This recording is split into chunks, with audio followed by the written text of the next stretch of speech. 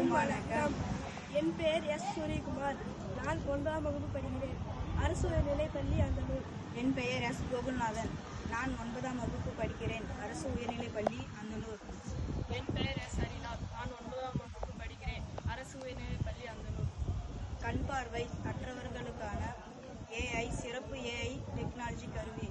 கண் பார்வை தெரியாதவர்கள் சாலையில் மற்றும் போக்குவரத்தில் செல்லும் பொழுது அவர்கள் குச்சியை தட்டி கொண்டு நடக்கிறார்கள்.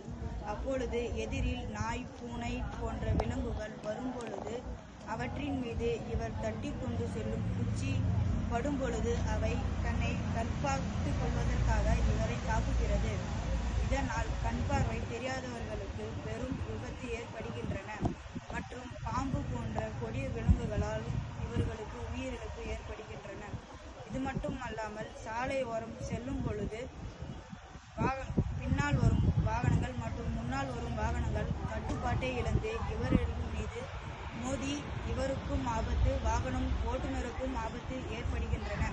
கால்வாய் நீர்களிலும் கால்வாய் பள்ளங்கள், கற்கள், மேடுகள் போன்றவற்றினாலும் இவருக்கு பெரும் ஆபத்து ஏற்படுகின்றன. இதனை தடுப்பதற்காக நாங்கள் சிறப்பு ஏஐ கருவி கண்டுபிடித்துள்ளோம்.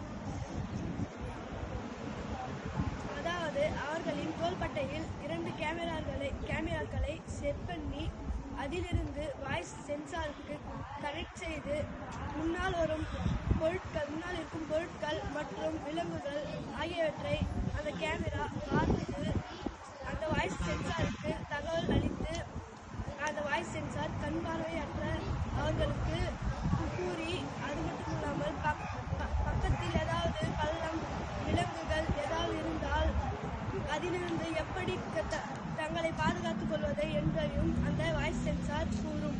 இதிலிருந்து அவர்கள் பாதுகாக்கலாம்.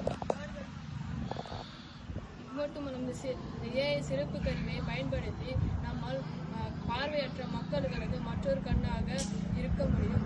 இந்த ஏஐ கருவியை கண் பார்வையற்ற மக்களுக்கு தொழில்நுட்பம் சார்ந்த வேலைகளை கற்றுக் கொடுக்க முடியும்.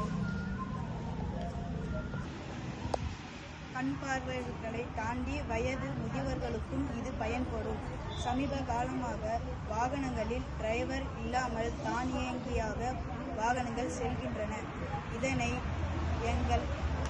இதனை அடிப்படையாக கொண்டு ஏறக்குறைய இது அவற்றிற்கு பாதியில் செயல்படும்.